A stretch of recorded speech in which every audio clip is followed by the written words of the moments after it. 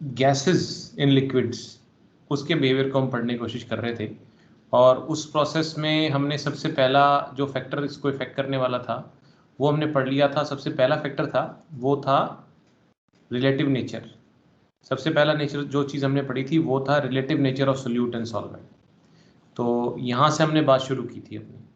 तो relative nature में हमने पढ़ा like dissolves like.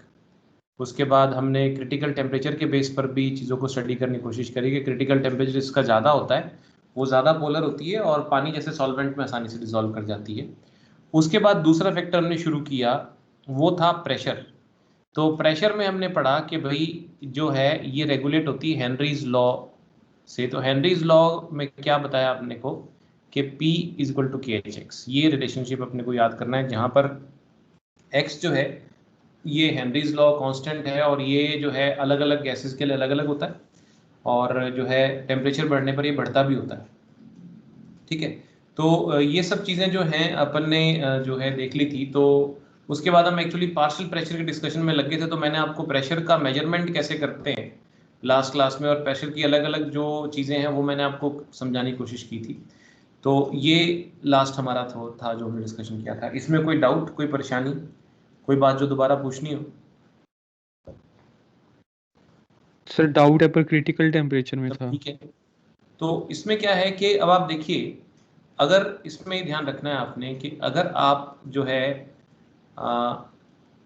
Partial pressure और जो है मोल फ्रैक्शन में अगर आप ग्राफ बनाएंगे तो ये ग्राफ आपका ऐसा आएगा एज पर हेनरीज लॉ।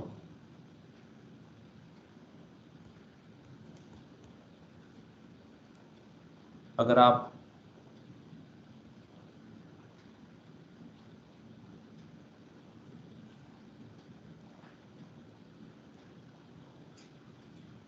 एक तरफ आप ले लेते हैं x जो कि मोल फ्रैक्शन ऑफ सॉल्यूट और एक तरफ आप ले लेते हैं p, तो आपको जो ग्राफ मिलेगा वो ऐसा मिलेगा।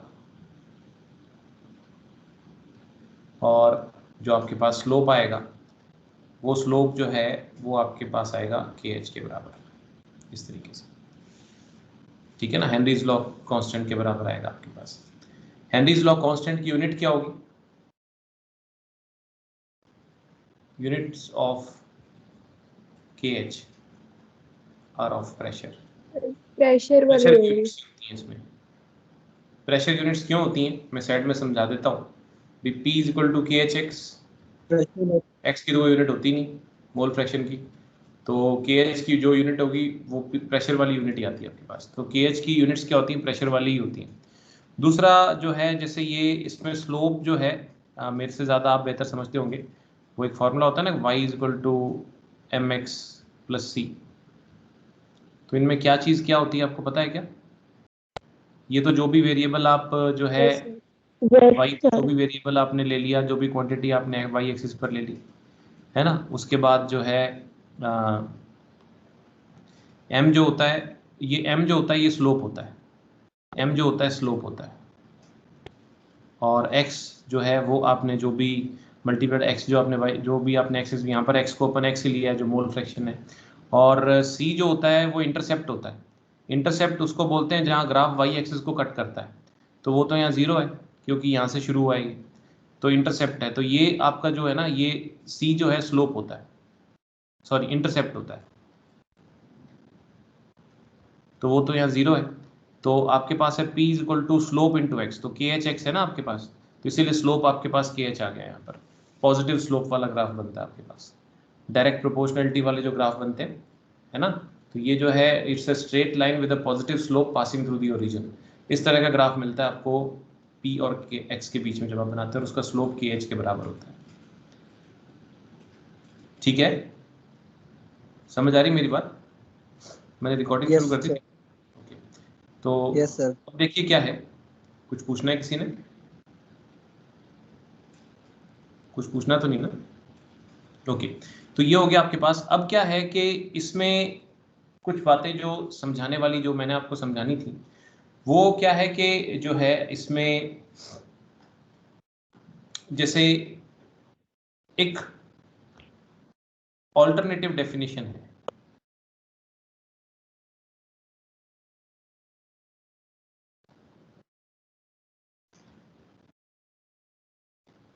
हेनरीज लॉ की। एक ऑल्टरनेटिव डेफिनेशन है हेनरीज लॉ। वो क्या है कि the mass of A gas, जिसको हम स्मॉल m से लिख लें, dissolved in a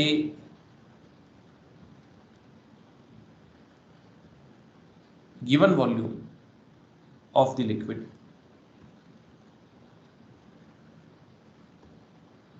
at constant temperature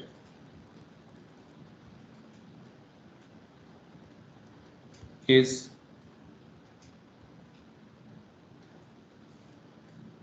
directly proportional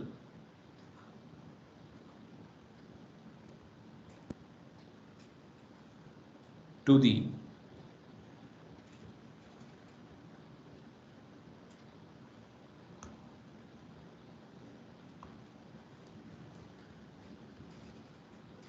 pressure of the gas present in equilibrium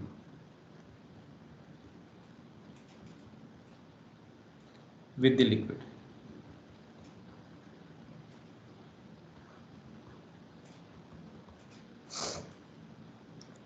ठीक है ना। तो ये जो है, ये प्रेशर को आप यहां पर P लिख सकते हो। मतलब ये एक और अल्टरनेटिव जो है ना डेफिनेशन है। मतलब जैसे वो तो प्रेशर को लेफ्ट में और राइट में सॉल्युबिलिटी को लेते हैं ना, मोल फ्रैक्शन को, यहाँ पर ये अल्टरनेटिव क्या आता है कि m प्रोपोर्शनल टू p है। तो वहीं की वहीं बात, वैसे तो कोई खास फर्क नहीं है, बट इसको प्रोपोर्शनलिटी कांस्टेंट जब हटाएंगे तो ये आपके पास आया जाएगा m इक्वल टू kp। इस kp को पर्टिकुलरली हेनरीज लॉ कांस्टेंट नहीं बोलते, ये एक प्रोपोर्शनलिटी कांस्टेंट है। ज्यादातर तो जो पहले वाला रिलेशनशिप है p equal to kh use होता है, लेकिन कभी कभी क्या होता है कि आपको सिर्फ मास और प्रेशर का रिलेशनशिप दिया होता है, कंपैरिजन करना हो अगर आपको एक ही गैस के लिए, तो आप ये फॉर्मुलेशन भी यूज कर सकते हैं। ठीक है, ये भी सही आपके लिए आएगा यहाँ पर। तो इसमें क्या है कि यहाँ पर k क्या है, it's a constant of proportionality.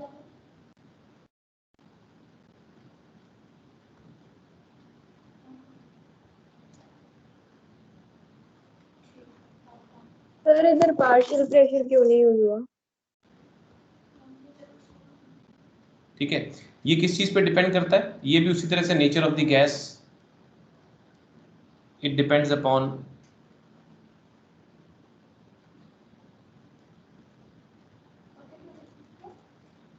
nature of gas, nature of solvent and temperature।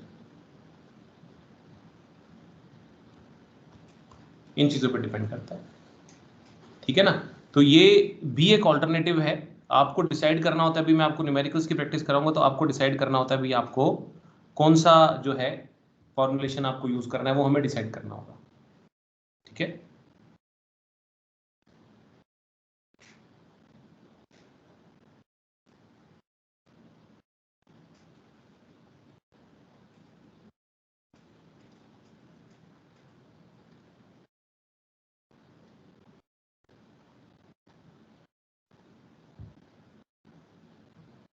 आगे बढ़े। सर यहाँ पे सर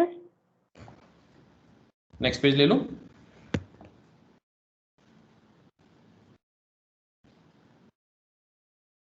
चलिए, तो इसमें क्या होता है कि अब इसमें अपने कंक्लूजन ले सकते हैं कुछ KH के बारे में, जो हम नतीजे निकालते हैं हेनरीज लॉ कांस्टेंट के बारे में। एक तो क्या, ठीक है, जो दूसरा बताया वो तो आप एक बार ठीक है दिमाग में रखो, but basically P equal to KH को दिमाग में रखना, यही मेन फॉर्मुलेशन है।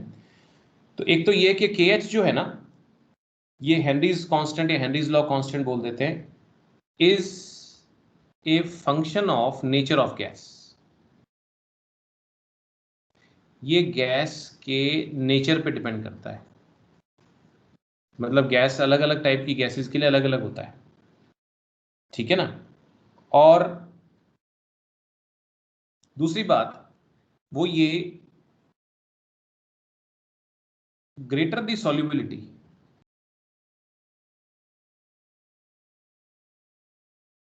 ऑफ ए गैस, सॉल्युबिलिटी से मतलब उस वो कितना डिसॉल्व हो जाती है पानी के अंदर या लिक्विड के अंदर, और जितना डिसॉल्व होगी उसका मोल फ्रैक्शन भी बढ़ेगा। ठीक है, जितना ज्यादा एक्स होगा lower is it's KH at a particular temperature. ये बात मैंने आपको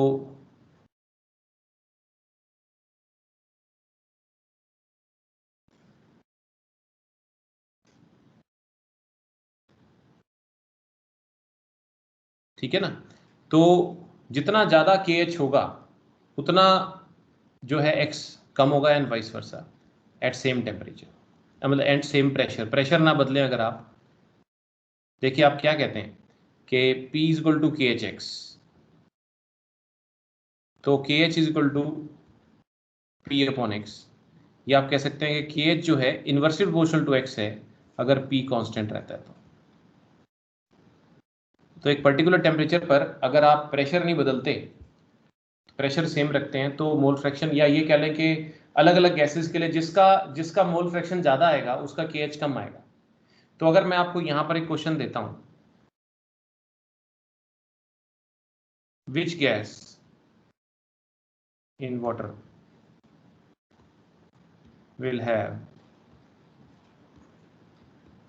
a higher KH, conceptual question है, HCl और CO2।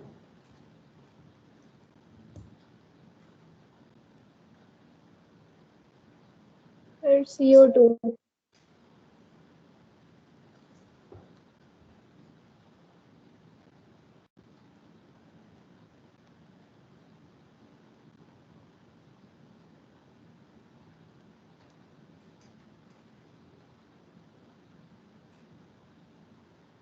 नहीं समझ आई मेरी बात? Sir what sir CO2 HCl हैं? फिर CO2। हाँ, CO2 का KH ज्यादा होगा क्योंकि CO2 जो है उसकी सॉल्युबिलिटी होगी कम। ठीक है ना, CO2 की सॉल्युबिलिटी होगी कम, तो उसका जो KH होगा वो होगा ज्यादा, क्योंकि X जो है वो क्या है, मोल फ्रैक्शन। अगर अपने एक पर्टिकुलर टेम्परेचर और प्रेशर सेम रखते हैं, प्रेशर और टेम्परेचर सेम रखते हैं, तो कौन सी गैस ज्यादा डिसॉल्व होगी पानी के अंदर? HCl ज्यादा डिसॉल्व होगी, तो HCl का X ज्यादा होगा तो उसका KH कम होगा, और CO2 का X कम होगा उसका KH ज्यादा होगा। तो इसका आंसर क्या आएगा? CO2। Reason, carbon dioxide being non-polar is less soluble in water, that is its X is low, जो उसकी solubility या मोल फ्रैक्शन बनेगा वो कम बनेगा, and hence its KH will be high, since KH is inverse proportional to X, P and T constant, other things remaining constant। Nature of gas dependent हो गया। Nature of gas पहली statement justify होगी। Gas का nature अगर polar होगा तो उसका KH जो होगा वो कम होगा, गैस का नेचर अगर नॉन पोलर होगा तो उसका KH हाई होगा।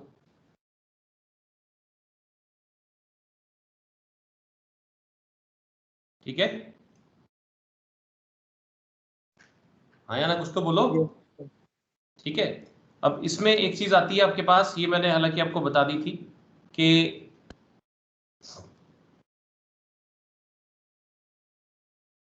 टेम्परेचर की, वो ये थी तीसरा पॉइंट कि KH is directly proportional to temperature. Temperature बढ़ाओगे तो X कम हो जाएगा, गैस जो है वो लिबरेट हो जाती है लिक्विड से बाहर, तो KH जो है X कम होगा तो KH बढ़ जाएगा। So it is for this reason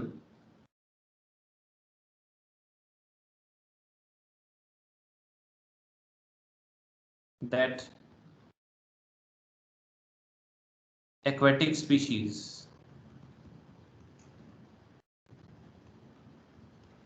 ये सब ऐसी चीजें जिन पर क्वेश्चन आते हैं। फील मोर कंफर्टेबल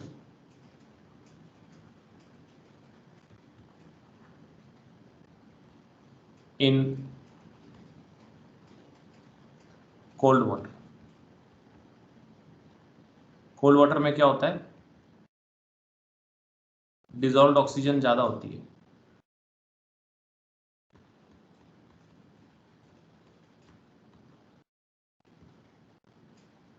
ठीक है ना, then in warm water.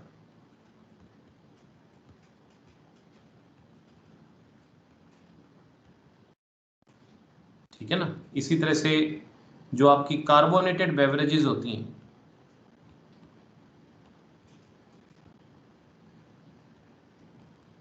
Are advised to serve chilled. More carbon dioxide would remain dissolved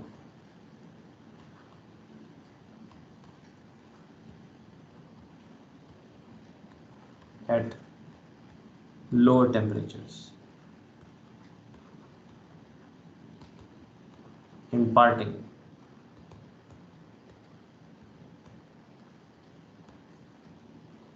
the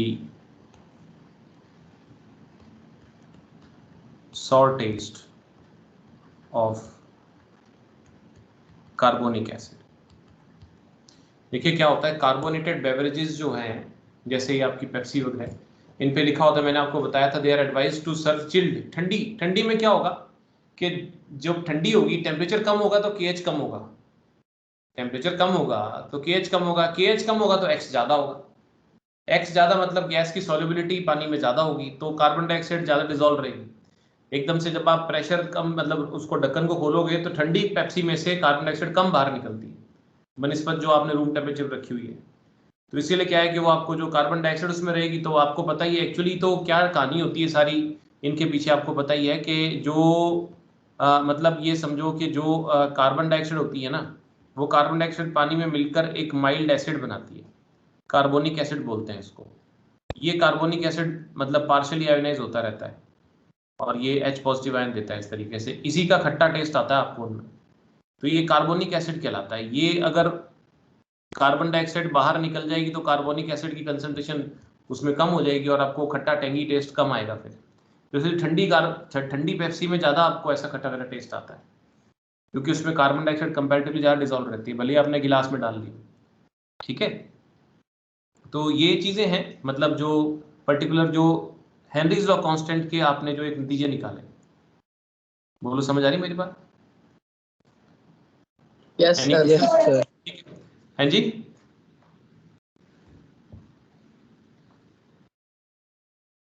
yes sir.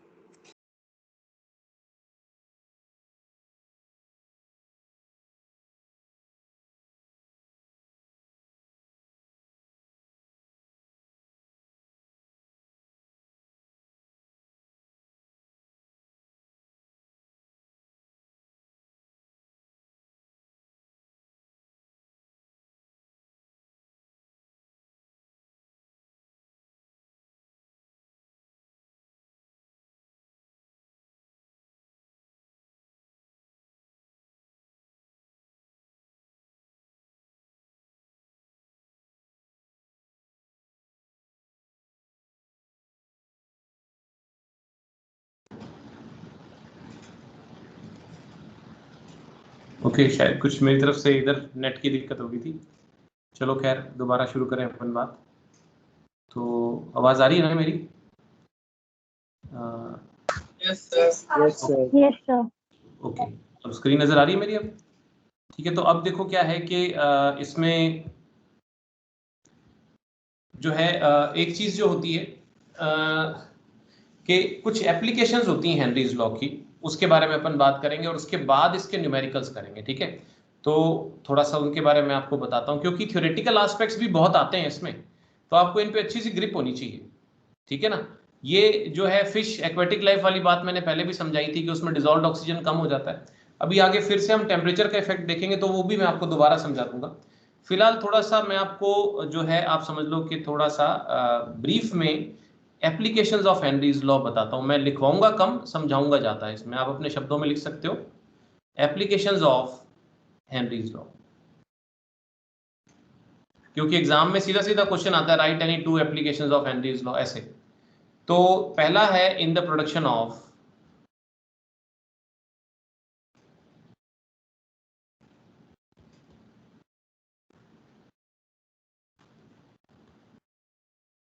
Carbonated beverages. ये तो मैं ऑलरेडी अभी भी मैंने आपको समझाया है। तो ना आप वहां पर पेप्सी लिम्का नहीं लिख कर आओगे, आप वहां पर ये वर्ड लिख कर आओगे कार्बोनेटेड बेवरेजेस। मतलब इसमें क्या होता है कि कार्बन डाइऑक्साइड को की सॉल्युबिलिटी बढ़ाने के लिए it is dissolved under high pressure. तो जैसे ये सोडा वाटर जिसे बोलते हैं ना, सोडा वाटर, समझते हो सोडा वाटर क्या होता है? जैसे पेप्सी में तो क्या होता है कि पानी के अंदर कोई सिरप डाल रखा होता है और फ्लेवर डाल रखा होता है, उसके बाद उसमें कार्बोनेट्स डाली होती। प्लेन सोडा वाटर बोलते हैं देसी भाषा में उसको। उसमें क्या होता है, जैसे उसको स्पार्कलिंग वाटर भी बोल देते हैं, उसको क्या है उसमें सिर्फ प्लेन वाटर में कार्बन डाइऑक्साइड डाल रखी होती है। ठीक है, बियर में, शैंपेन में, सॉफ्ट ड्रिंक्स में, इन सब में होती है।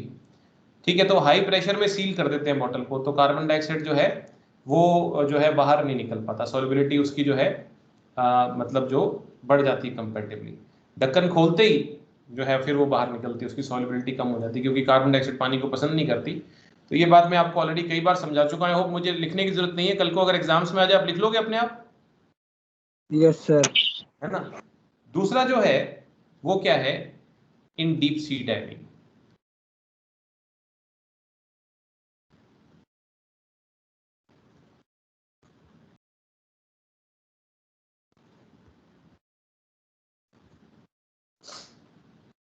डीप सी डाइविंग या स्कूबा डाइविंग।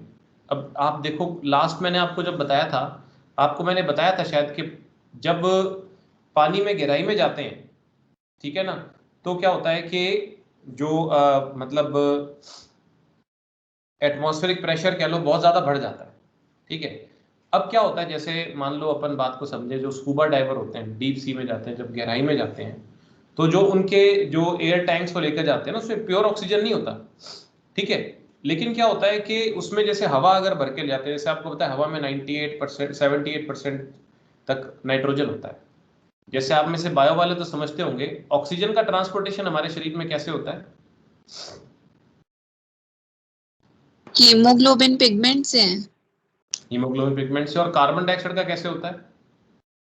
सर, वो डिसॉल्व फॉर्म सर में वो होता भी में वो क्या होता है, अपने कार्बोनेट्स बाइकार्बोनेट्स में जो है मतलब बाहर निकलता है ना, सॉरी आपके डिसॉल्व फॉर्म में ट्रेवल करता है ब्लड के अंदर। ये भी ब्लड के अंदर हीमोग्लोबिन के थ्रू, ये भी ब्लड के अंदर। नाइट्रोजन कैसे करता है?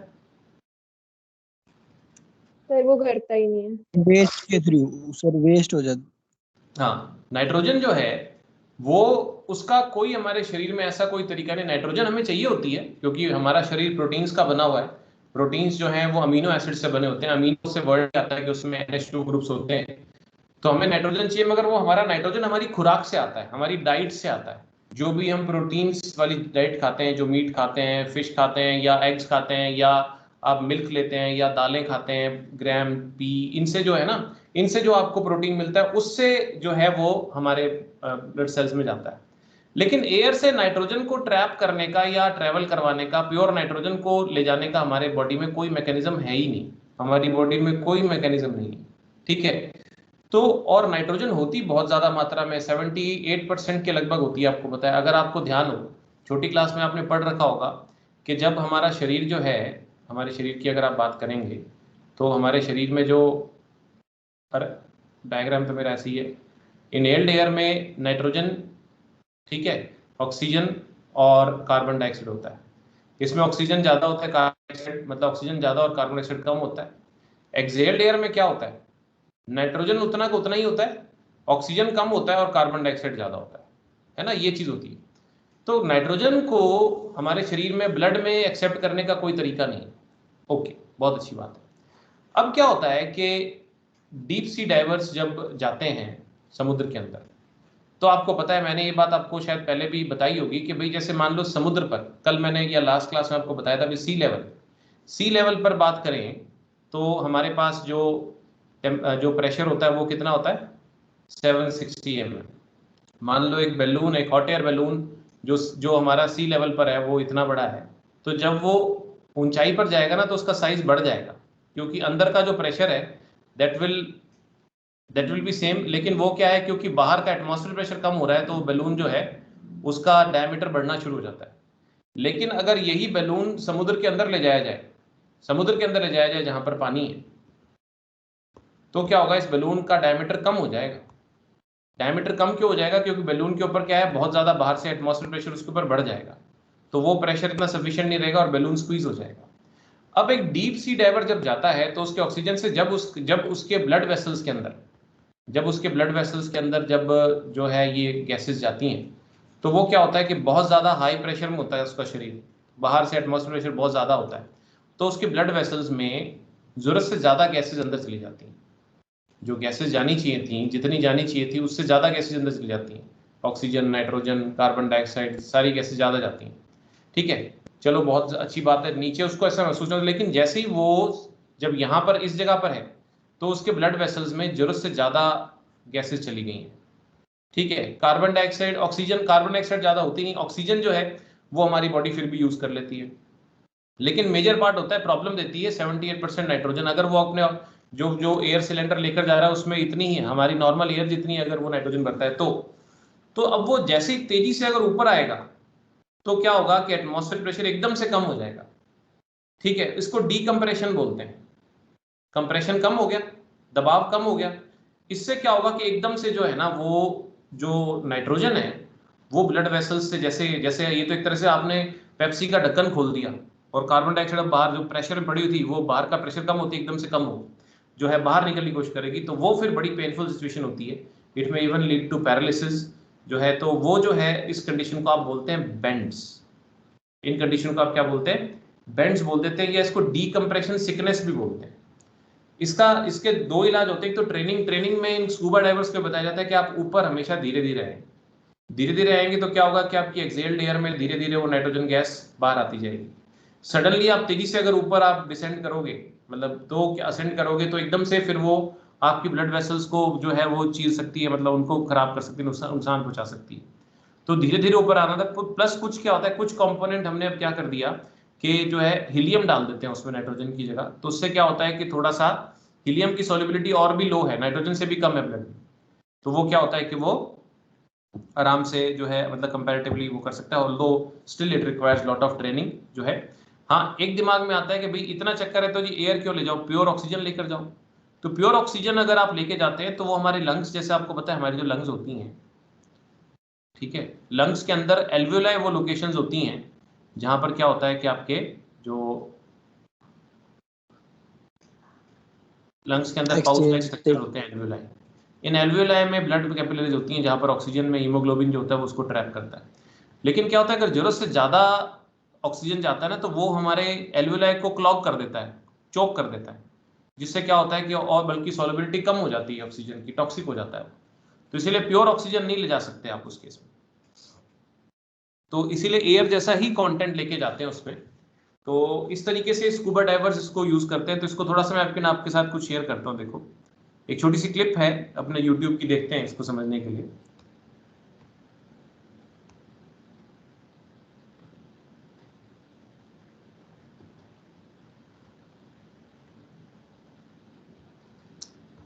दिख रही है आपको? बेंड्स के बारे में छोटी सी एनिमेशन है, मुझे अच्छी लगी, मैंने कहा आपके साथ शेयर करता।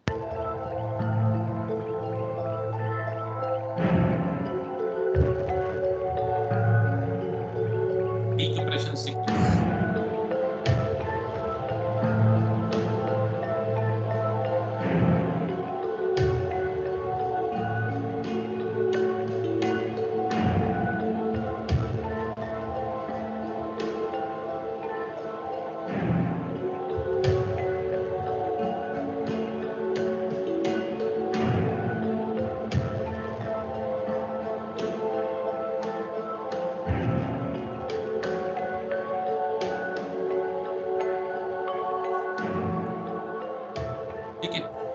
ये जो है ना मतलब बेंड्स इस तरीके से होते हैं ये।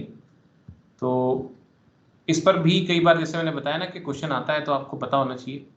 इसको आप अपने शब्दों में लिख सकते हैं कि नहीं, लिख लेंगे? Yes sir. तो मैं आपको मैंने तो आपको समझा दिया। तो एप्लीकेशंस में है आपका, थोड़ा सा आप एनसीईआरटी से पढ़ लेना, साथ में वहाँ पर एप्लीकेशंस लिखी हुई हैं, तो वहाँ पर आप इस तरह से मैंने आपको बात समझा दी ताकि आप अपने शब्दों में उसको लिख सको, ठीक है ना। तो बस मैं आपको ये बताता हूँ भाई यहाँ पर जो है हम किस चीज़ की बात कर रहे हैं। हम बात कर रहे हैं डीप सी डाइविंग में जो है एक जो प्रॉब्लम है इसको बोलते हैं डीकम्प्रेशन सिकनेस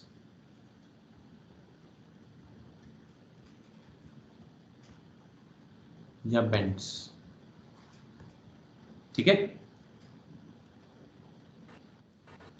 सर नाइट्रोजन बाहर कैसे आएगी सर ज्यादा प्रेशर से? देखिए क्या होता है कि होगा जब क्या? आप धीरे धीरे बाहर आएंगे ना, धीरे धीरे प्रेशर तो वो ग्रेजुअली धीरे धीरे जो है बाहर आएगी। लेकिन अगर आप सडनली बाहर आएंगे तो फिर वो क्या है कि ब्लड कैपिलरीज को मतलब जो है वो टीयर कर सकती है। ये सर आराम आराम से सांस लेना है या फिर धीरे धीरे ऊपर आना वो है? कह रहे हैं सांस तो आपने नॉर्मली लेना होता है, लेकिन आप जब ऊपर वापस आए तो धीरे धीरे आए। सडनली एकदम से ऊपर चढ़ोगे तो आपको मतलब वो एक तरह से वो कह रहा है आप ऐसा हो जाओगे जैसे आपने कोका कोला का कैन आपने शेक कर दिया हो। तो फिर जब आप एकदम से ऊपर आओगे तो क्या होगा कि जैसे कोका कोला का ढक्कन खोलते हैं तो खोलते ही वो एकदम बाहर छलांग मारती है ना, एजिटेटेड होती है, वही सिचुएशन हो जाएगी। तो धीरे धीरे अगर आप ऊपर आओगे, अपने कोका कोला कैन हमेशा कैसे खोलते हैं, बहुत धीरे धीरे खोलते हैं, सडनली खोलते हैं टक करके एकदम बाहर आता है। वही सीन है कि धीरे धीरे आप डिसेंड करेंगे तो वो नाइट्रोजन धीरे धीरे करके स्लोली जैसे अंदर ज्यादा आई थी वैसे ही धीरे धीरे बाहर निकल जाएगी, ठीक है ना। तो अब इसमें क्या है, तीसरा एप्लीकेशन है फॉर क्लाइंबर्स और people living at high altitudes।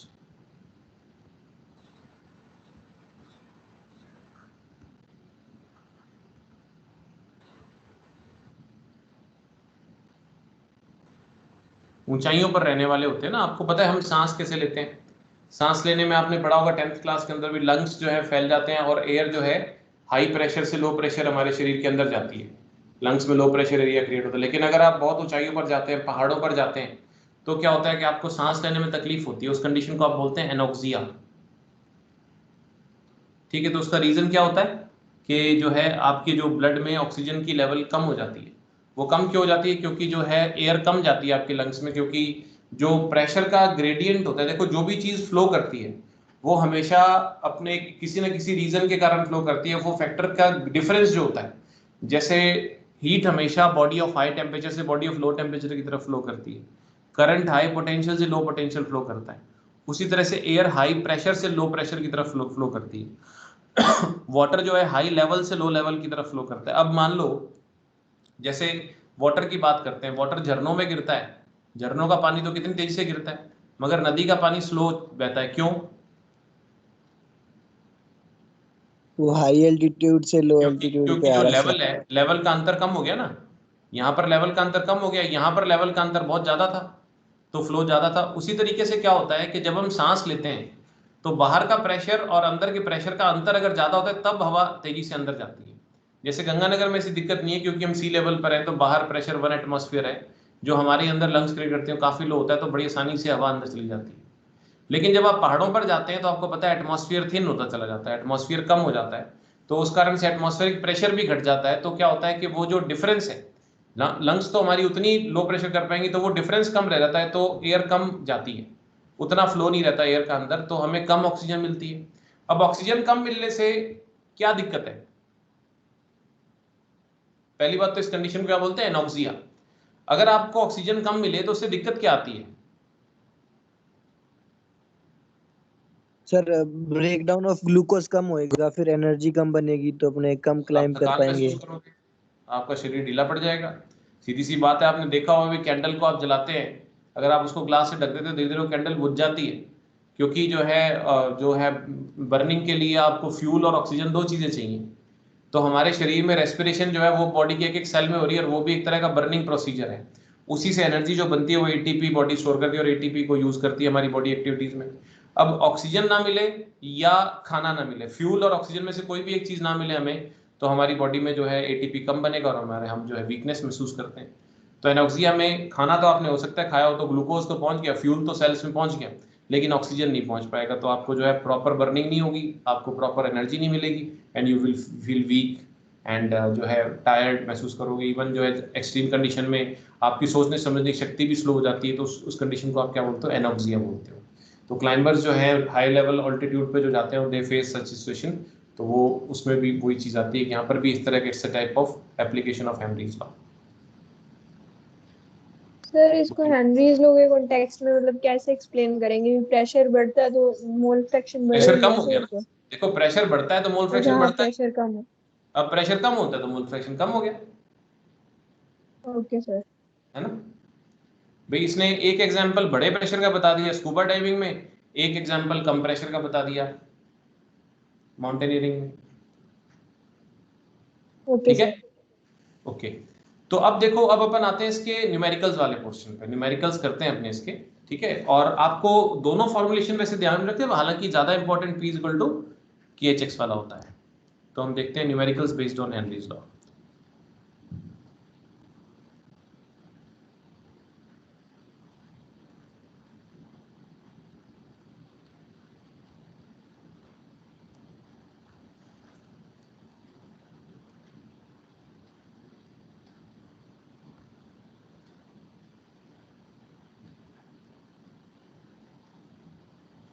पहला न्यूमेरिकल अपनी एनसीईआरटी का है। क्वेश्चन है, इफ नाइट्रोजन गैस इज, ये एनसीईआरटी का एक सॉल्व एग्जांपल है, मैं हमेशा करवाता हूं, ये आराम से समझ आ जाता है इससे अपने को Henry's law. Is bubbled through water at 293 Kelvin. How many millimoles of nitrogen gas would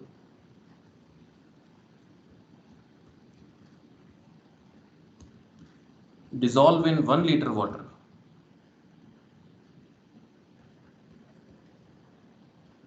assume that nitrogen exerts a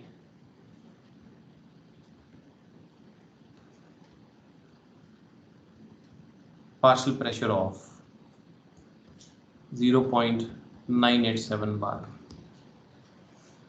given that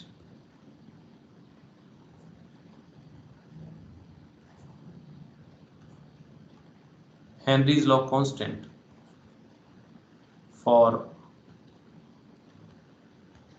nitrogen at 293 Kelvin is 76.48 kilo बार। अब यहाँ पर टेम्परेचर का वैसे कोई रोल नहीं है, टेम्परेचर तो क्योंकि वैल्यू स्पेसिफाई करनी है, फिक्स टेम्परेचर पर KH होता है, तो वो इसलिए है यहाँ पर। अब देखो, किसी भी न्यूमेरिकल को करने का तरीका मैंने पहले ही बता रखा है भी, हम इसको 3 स्टेप्स में करते हैं। पहला स्टेप होता है डेटा कलेक्शन। डेटा कलेक्शन में आपने ये देखना होता है भी आपके पास जो है क्या क्या चीज़ें हैं। एक तो आप समझिए, ये बात मैं आपको पहले ही बता चुका हूँ शायद, कि सॉल्यूट हमने कंपोनेंट कौन सा लेना होता है, 1 या 2? सर 2। ये बात कर दी थी ना मैंने, बताई थी पहले कि नहीं बताई थी? बता दी थी है ना। Yes, तो ये अपनी एनसीईआरटी ने फिक्स कर रखा है, तो ये लेबलिंग का एक तरीका है, बस लेबल करना है अपन, है ना। तो यहाँ पर आप समझो, मैं नाइट्रोजन गैस को हम सोल्यूट लेके चलेंगे, और दूसरा P इक्वल टू KHX जो फॉर्मूला होता है उसमें आप समझ लो basically P2 equal to KHX2 होता है। ये भी KH2 ही होता है, समझ लो भाई, सेकंड कंपोनेंट ही है। ये पार्शियल प्रेशर गैस का है, और ये KH भी गैस का है, और ये मोल फ्रैक्शन भी गैस का है, ठीक है। तो हम इसको दिमाग में लेके अपन आगे बढ़ते हैं। तो सबसे पहले गिवन क्या क्या है अपने पास? गिवन है nitrogen gas is bubbled through water at 293 kelvin, how many millimoles, यानी आपको नाइट्रोजन के मोल्स निकालने हैं। मगर ये ध्यान रखना है कि बाद में वो जो भी मोल्स आएंगे उसको मिली मोल्स में कन्वर्ट करना है। वो dissolve in 1 litre of water, water first component है, उसकी वॉल्यूम दे रखी है 1 लीटर। ठीक है, अब वॉल्यूम जो दे रखी है वाटर की, तो अब आपको पता होना चाहिए कि डेंसिटी जो होती है वाटर की वो आपको कोई नहीं बताएगा, आपको पता होनी चाहिए कितनी होती है। 1 ग्राम 1 kg per liter। 1 kg पर लीटर या 1 ग्राम पर सेंटीमीटर क्यूब या 1 ग्राम पर मिलीलीटर या 1 किलोग्राम पर लीटर या 1000 किलोग्राम पर मीटर क्यूब। ठीक है, तो ये बातें याद रखनी है आपने। यार हालांकि मैं तो ये कहूँगा भाई एक कोई चीज़ याद रख लो, आप ये याद रख लो बस, ये सबसे इंपॉर्टेंट है। तो आप बाकी कन्वर्ट करना तो मैंने आपको सिखा ही रखा है, आप कर सकते हो नहीं कर सकते हो। ठीक है, तो ये वॉल्यूम दे रखा है, तो इससे हमें पता लगता है कि वाटर का वेट, यहाँ पर वाटर का weight density is equal to mass upon volume. तो mass is equal to density into volume. तो वाटर का जो वेट यहाँ पर आएगा W1, वो कितना आएगा 1 लीटर का 1 kg आ जाएगा। 1 kg का मतलब 1 लीटर पानी है ना, डेंसिटी क्या आ रही है, 1 लीटर पानी होता है तो 1 किलोग्राम का होता है, पर लीटर 1 kg होता है, तो 1 kg पानी है इसके मतलब। 1 kg वाटर का मतलब ग्राम्स में कितना हुआ 1000 ग्राम्स। वाटर का मोलर मास 18 ग्राम्स पर मोल। नाइट्रोजन का मोलर मास क्या पता जरूरत पड़े नहीं पड़े, वो एक अलग बात है, पर वो होता है 28 ग्राम्स पर मोल। लिख तो लें अपने पास, डेटा इकट्ठा कर रहे हैं। ठीक है, उसके बाद इसमें क्या दिया हुआ है कि assume that nitrogen exerts a partial pressure. Nitrogen का पार्शियल प्रेशर चलो अपन 2 ही लिख लेते हैं इसको, इज इक्वल टू 0.987 बार, और KH की वैल्यू दे रखी है आपको 76.48 बार। तो पहला स्टेप हो गया डेटा कलेक्शन। दूसरा स्टेप है फॉर्मूला सर KH की वैल्यू किलो बार है। ओके, किलो बार है।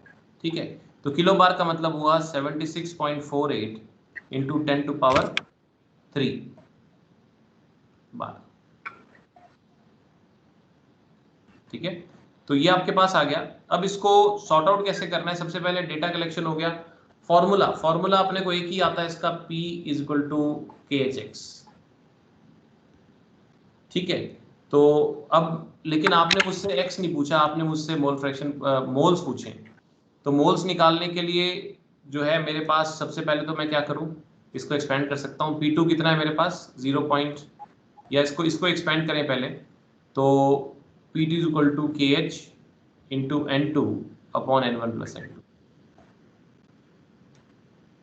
ठीक है, तो P2 आपके पास कितना है 0.987 इज इक्वल टू KH है 76.48 into 10⁻³ into N2 upon N1 plus N2। तो ये क्या बनेगा,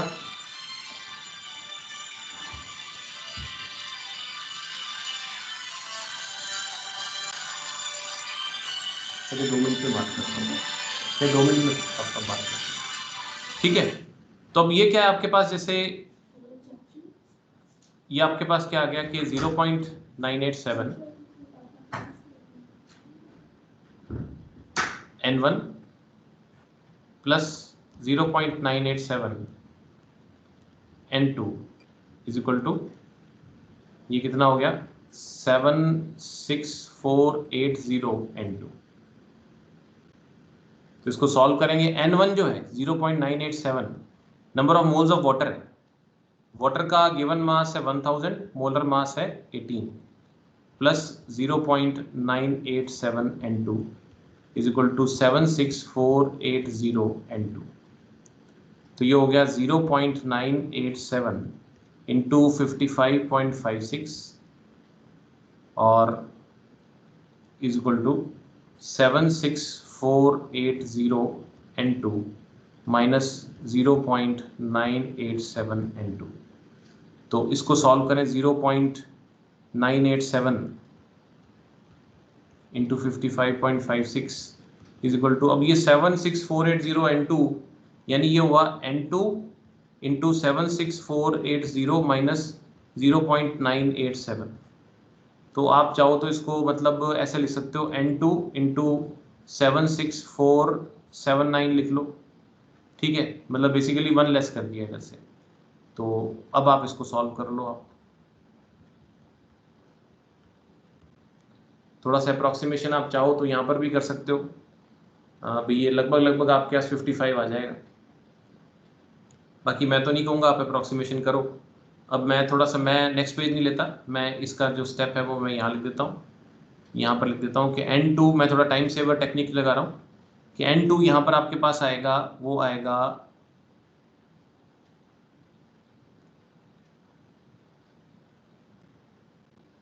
71.6 इंटू 10⁻⁻5 मोल आएगा सॉल्व करने पर, ठीक है। तो इसको लिख सकते हैं 71.6 इंटू 10⁻⁻2 इंटू 10⁻⁻3 मोल लिख सकते हैं ना इसको, ठीक है। तो मतलब मैं इसके आगे का स्टेप लिख रहा हूँ, ठीक है। तो उसके बाद इसको आप लिख सकते हैं, अब ये जो 10⁻⁻3 है इसको आप मिली लिख सकते हैं, क्योंकि आपने जो क्वेश्चन दिया है उसमें आपने स्पेसिफिकली मिली मोल बोला है। तो ये क्या हुआ 71.6 इंटू 10⁻⁻2 और मिली मोल, और ये हो गया आपके पास। जब ये सॉल्व करें तो 0.716 भी लिख सकते हो। दोनों ही आंसर सही है, ये भी सही है और ये भी सही है, इस तरीके से, ठीक।